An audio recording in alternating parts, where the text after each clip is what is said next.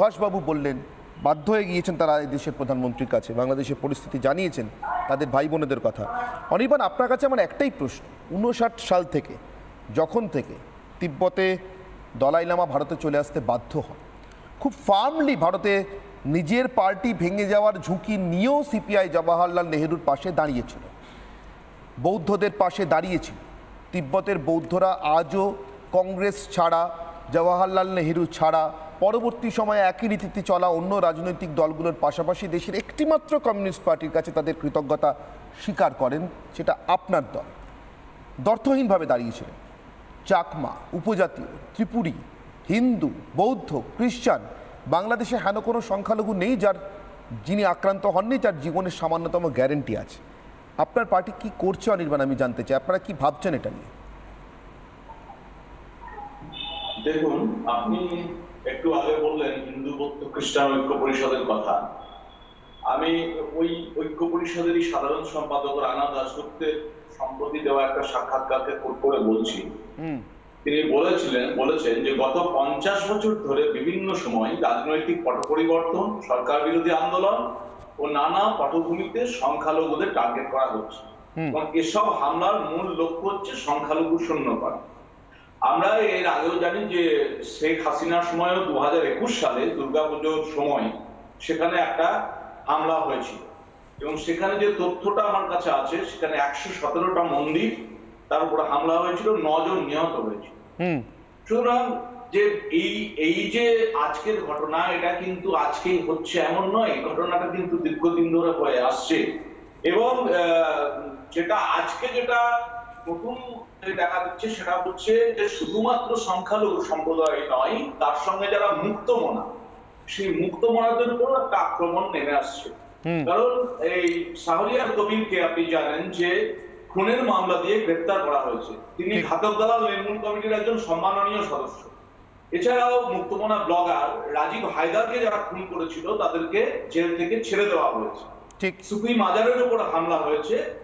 এইরকম যদি দেখা যায় এবং আরো একটা ভয়ঙ্কর, আমি ঠিক এখানেই বলছি অনির্বাণ, এখানেই আগের সরকারগুলো বা আগের হামলার থেকে এই হামলাগুলো একটু আলাদা। মোহাম্মদ ইউনিস হচ্ছেন মার্কিনী লোহায় তৈরি পাকিস্তানি চাপাতি। আপনার যদি বুঝতে কোথাও সামান্যতম দ্বিধা বা সংশয় থাকে অনির্বাণ, আমি আমার বোঝাটুকু আপনার সঙ্গে শেয়ার করলাম। এবার এই মার্কিনী লোহায় তৈরি পাকিস্তানি চাপাতির বাংলাদেশকে আপনারা কিভাবে দেখছেন, যদি 30 সেকেন্ডে আমাকে বলেন প্লিজ, শেষ করতে হবে। হ্যাঁ, আমি খুব সংক্ষেপেই বলছি। সম্প্রতি একটা ঘটনা ঘটেছে 2009 সালে একটা প্রতিষ্ঠান হিজবুত তাহরির, তাদের লক্ষ্যটাই হচ্ছে এবং তাদের মূল আদর্শটাই হচ্ছে বিশ্বজুড়ে ইসলামী খিলাফত প্রতিষ্ঠা করা।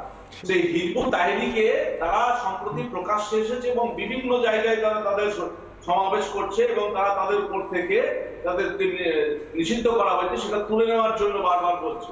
এটা একটা ভয়ঙ্কর বিষয়। সুতরাং আর বিএনপি তার সঙ্গে জামাতি তো আছে।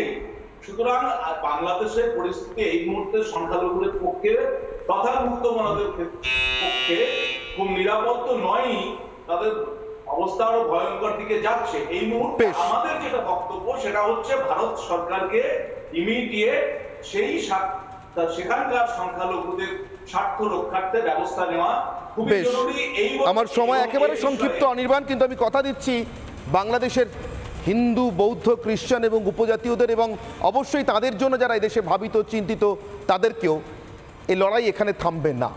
রিপাবলিক বাংলা তার সাধ্যমতো বাংলাদেশের এই ভয়ঙ্কর সংখ্যালঘুদের বিপদের দিনে তাদের পাশে দাঁড়ানোর চেষ্টা করবে, সত্যনিষ্ঠ খবর পরিবেশন করে এবং তাদের এই মুহূর্তের পরিস্থিতির কথা সামনে নিয়ে এসে। আপনাদের সামনে আমি যে প্রশ্ন রেখেছিলাম বাংলাদেশের সাম্প্রতিক পরিস্থিতির পরিপ্রেক্ষিতে, এবার তার উত্তর সমাজ মাধ্যমে ফেসবুকে। বাংলাদেশ কি কোটানকোট জঙ্গি রাষ্ট্র হওয়ার পথে? আমি জিজ্ঞাসা করেছিলাম। পাকিস্তানি সেনাবাহিনীর সরাসরি নিয়ন্ত্রণে চলা বাংলাদেশ, 86% মানুষ মনে করেছেন হ্যাঁ, 14% মনে করেছেন না। এবার এক্স হ্যান্ডেলের পরিসংখ্যান, বাংলাদেশ কি জঙ্গি রাষ্ট্র হওয়ার পথে? এখানে কে কি মনে করেছেন দেখে নিই, কি সংখ্যায়। এখানে 100% মানুষ মনে করছেন হ্যাঁ।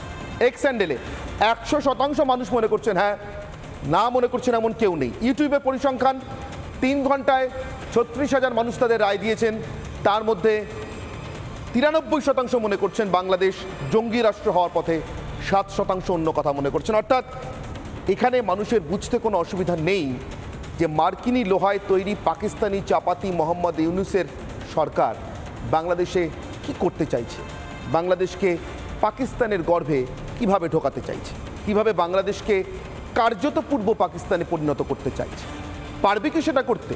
আর যদি সেদিকে তারা এগোয় তাহলে ভারতের কাজ কী হবে, ভারত কী করবে? নিশ্চিতভাবে সব কিছু নিয়েই অনির্বাণের অগ্নিবাণে পরের অংশে আসবে সোমবার। মাত্র 4 আগস্ট 2024 থেকে 20 আগস্ট 2024 পর্যন্ত এই হিসেবটা দিচ্ছি, তার কারণ খুব দুর্ভাগ্যবশত এপারেও জিন্নার সমর্থক কিছু আছেন বা বাংলাদেশের এই মৌলবাদী সরকারের মার্কিন জামাত জোট সরকারের সমর্থক কিছু লোক আছেন যারা এই সমস্ত ফিগার দিতে শুরু করলেই বলেন ফেক, বানানো, এর কিছু সত্য কিছু মিথ্যা। তাদের জন্য বাংলাদেশ হিন্দু বৌদ্ধ খ্রিস্টান ঐক্য পরিষদের সাংবাদিক বৈঠক করে দেওয়া যে পরিসংখ্যান তার সামান্য অংশ আবার বলছি আজ থেকে 1 মাস পূর্বের পরিসংখ্যান আপনাদের সামনে রাখছি। 68টা জেলায় 2010টা হিংসার ঘটনা ঘটেছে শুধুমাত্র সংখ্যালঘুদের বিরুদ্ধে। এর মধ্যে আর অন্য কোনো অ্যাঙ্গেল ছিল না। কেউ আওয়ামী লীগ করে, অন্য দল করে, এরা এখন ক্ষমতায় এসছে তাই রাজনৈতিক হামলা হয়েছে, ওসব কিচ্ছু না। স্রেফ সংখ্যালঘু বলেই নিশানা।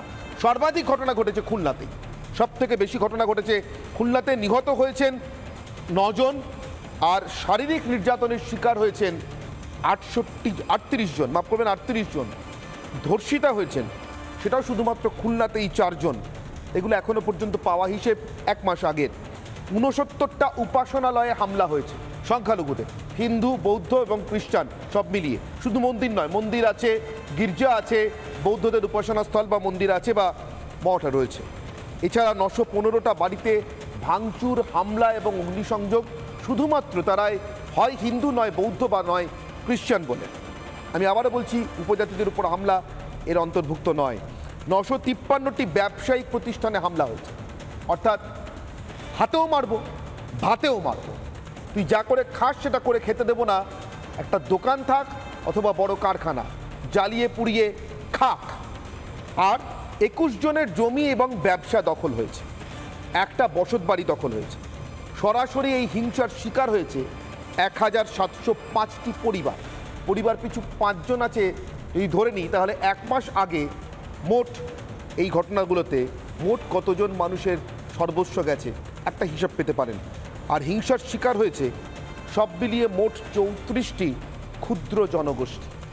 কেন বললাম গণহত্যার গণিমতের গণতন্ত্র? গণতন্ত্রটা আমি কোটান করে বলেছি কারণ আচ্ছা, আজকের দিনে দাঁড়িয়ে আমার, অর্থাৎ আমি যে হিন্দু পরিবারে জন্মগ্রহণ করেছি, সেই পরিবারের কোনো পূর্বপুরুষ তন্ত্রমতে পূজা করে হয়তো বলি দিয়েছে। আমি জানি না আমার কোনো পূর্বপুরুষ কখনো কোনো নরবলিও দিয়েছেন কিনা। নিজের বিশ্বাসে শক্তির উপাসক ছিলেন, দিয়ে থাকতেই পারেন। আজকের স্বাধীন গণতান্ত্রিক ভারতবর্ষে, সংবিধান মেনে চলা ভারতবর্ষে আমি কি নরবলিকে পুজোর অঙ্গ করতে পারি? পুজো আমি করতেই পারি না, আমার পুজোয় নরবলি দিতে পারি কি? পারি না, সম্ভব নয়। ঠিক সেভাবেই গণিমত মানে কি?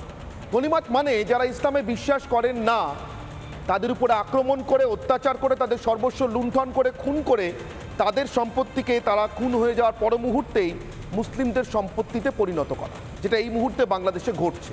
71-এও ঘটিয়েছে খান সেনা, 71-এর যুদ্ধের আগে ঘটিয়েছে, 71-এর যুদ্ধের পরেও খুব দুর্ভাগ্যবশত বাংলাদেশে ঘটনা ঘটেছে বিভিন্ন সরকারের আমলে, এমনকি শেখ হাসিনা সরকারের আমলেও তা বাদ যায়নি। কিন্তু তা এমন ভয়ঙ্কর আনুষ্ঠানিক খান সেনা মার্কা রূপ পেয়েছে এই নতুন ইউনূস সরকারের আমলে, মার্কিন জামাত জোটের সরকারের আমলে।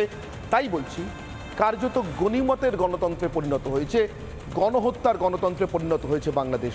আমি ঠিক